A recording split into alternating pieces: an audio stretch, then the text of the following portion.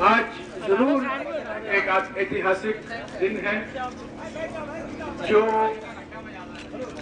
एकता परिषद और ग्रामीण विकास मंत्रालय भारत सरकार के बीच में हमने आम सहमति बनाई है। मेरी पूरी उम्मीद थी कि 2 अक्टूबर को हम ग्वालियर में ही इसका घोषणा करेंगे और इस दस्तावेज पर राजगोपाल जी और मैं हस्ताक्षर करेंगे, पर कुछ कारणवश वो नहीं हो पाया। और तब भी मैंने कहा था राजगोपाल जी को कि किसी भी हालत में 11 अक्टूबर को आगरा में या दिल्ली में हम एक बार फिर मिले और ये मामला को हम सही ढंग से निपटें। मुझे खुशी है कि आज इस दस्तावेज पर हम दोनों ने हस्ताक्षर किया है। ये एक शुरुआत है, ये एक छोटा सा कदम है। मुझे कोई शक नहीं है कि आंदोलन जारी रहेगा, क्योंकि लोकतंत्र में आंदोलन अपना ही एक अलग और विशेष महत्व रखता है। आंदोलन लिक्विड ऑक्सीजन के माफिक है। ऑक्सीजन संगठनों को मरने नहीं देती और लिक्विड सरकारों को जीने नहीं देती। तो मुझे कोई शक नहीं है कि हम जो कुछ इस दस्तावेज पर लिखे होंगे, पर जो मानसिक रवैया है राजगोपाल जी का और उनके साथियों का, वो आंदोलन का ही एक रवैया है। मुझे इसमें कोई एतराज नहीं है। आंदोलन की शोर हमारे लोकतंत्र की संगीत है। बिना आंदोलन के हमारे लोकतंत्र में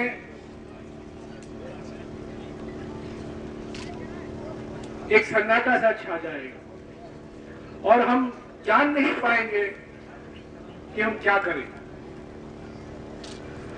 तो मैं ऐसा एक व्यक्ति हूं जो आंदोलनों को मैं स्वीकारता हूं, उनका स्वागत करता हूं, परंतु मैं ये भी कहता हूं जो लोग आंदोलन निकालते हैं कि जो लोग आंदोलन निकालते हैं उनको ये भी सीखना चाहिए कब आंदोलन समाप्त करें। हमारे देश में आंदोलन शुरू करना बहुत आसान है, क्योंकि मुद्दों की कोई कमी नहीं है, बेइंसाफी की कोई कमी नहीं है, गरीबी की कोई कमी नहीं है। परंतु असली बात, और गांधी जी हमारे एक प्रेरणा होने चाहिए इस बारे में। गांधी जी सत्याग्रह तो शुरू करते थे, पर सही वक्त पर उसको समाप्त भी करते थे। तो मैं राजगोपाल जी और उनके साथियों से जरूर ये निवेदन करूंगा कि वो सरकार पर दबाव बरकरार रखें।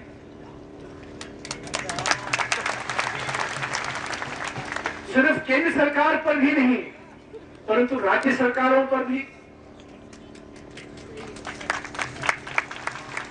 सिर्फ प्रधानमंत्री और ग्रामीण विकास मंत्री केंद्र सरकार के नहीं, परंतु मुख्यमंत्रियों पर और खास तौर से घुमंतर मुख्यमंत्रियों पर।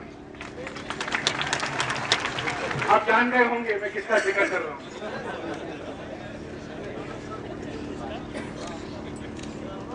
तो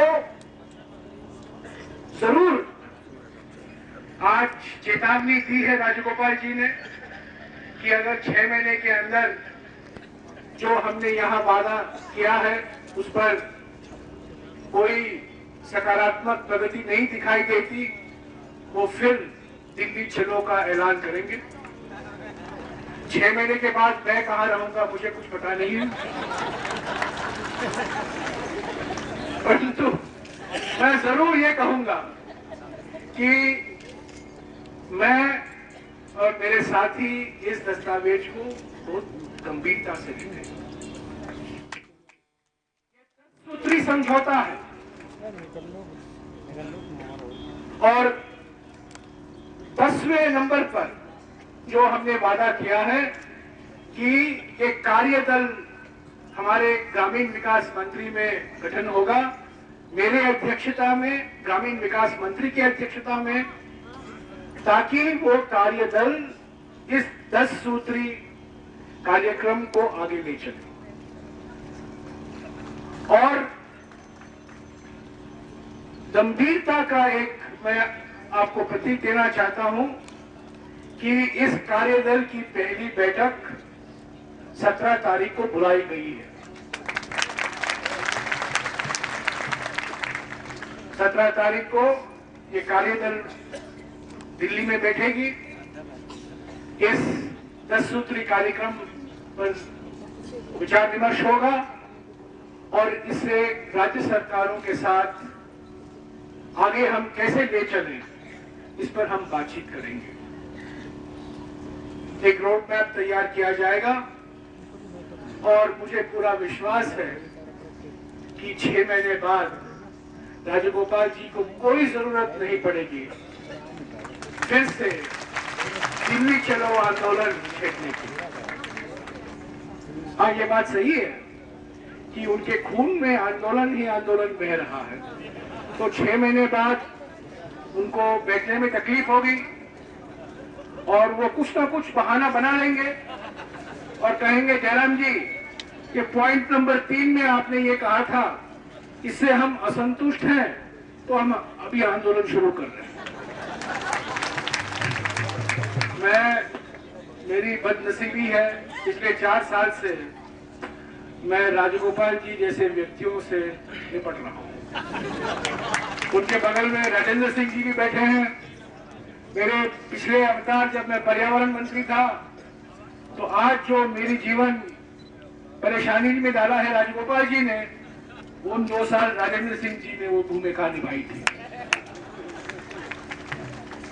तो किसी ने हंसी मजाक में कहा, जल, जमीन, जंगल और जयराम, चावल। तो मुझे यकीन नहीं था 4 साल पहले कि मैं पर्यावरण मंत्री बनूंगा। मुझे यकीन नहीं था 1 साल पहले, 14 महीने पहले, कि मैं ग्रामीण विकास मंत्री बनूंगा। और इतनी सारे जो समस्याएं हैं हमारे देश के, मैं जरूर उनसे वाकिफ हूं, परंतु ऐसे ऊर्जावान सामाजिक कार्यकर्ता राजगोपाल जी, राजेंद्र सिंह जी और राधा बहन भी हैं, इनसे मिलने का मौका मिला है और इनके साथ मैंने प्रयास किया है कि कुछ ना कुछ हम करके दिखाएं।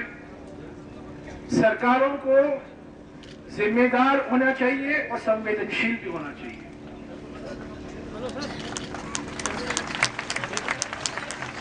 हम जिम्मेदार हैं, इसीलिए हम एक ऐसा आर्थिक वातावरण पैदा करते हैं ताकि निवेश हो और नए निवेश से हमारे युवकों को रोजगार के अवसर पैदा हो। हम संवेदनशील हैं, इसीलिए हम जल सत्याग्रहियों की आवाज सुनते हैं। जिम्मेदार होना और संवेदनशील होना एक ही सिक्के के 2 चेहरे हैं।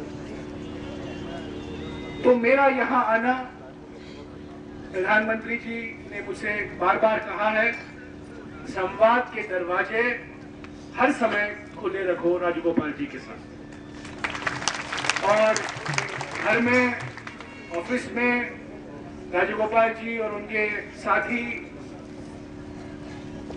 मुझसे पहले मिलने 1 साल पहले आए थे। पिछले 12 महीने से मैं उनके संपर्क में हूं।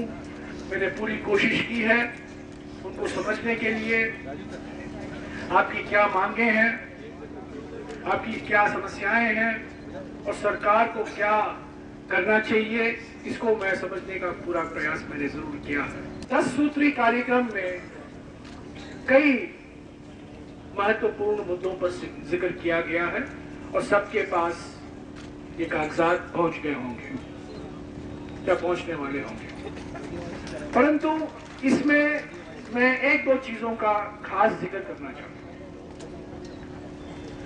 मेरे विचार में सबसे महत्वपूर्ण सबसे ऐतिहासिक और सबसे क्रांतिकारी मुद्दा जो है, जिस पर डॉक्टर मनमोहन सिंह जी की सरकार, यूपीए सरकार ने लिखित में वादा किया है कि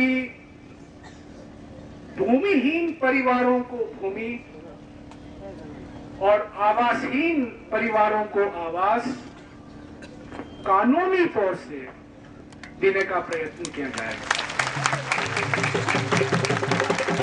मैं समझता हूं ये पहली बार भारत में कोई भी सरकार, किसी भी सरकार की ओर से आगे इस घोषणा का स्वागत करें, ये वादा किया है। ऐसे तो कई राजनीतिक नेता ने आपको संबोधित किया है, कई राजनीतिक बाबा भी यहां आए हैं, आपको संबोधित किए हैं, परंतु मैं बहुत गंभीरता से मैं कह सकता हूं, और ये कोई खिलवाड़ नहीं है, ये कोई कागजी वादा नहीं है। सोच समझकर बातचीत करने के बाद और ये सारे 10 सूत्री कार्यक्रम प्रधानमंत्री की अनुमति के बाद ही इस पर हस्ताक्षर किया जाना है।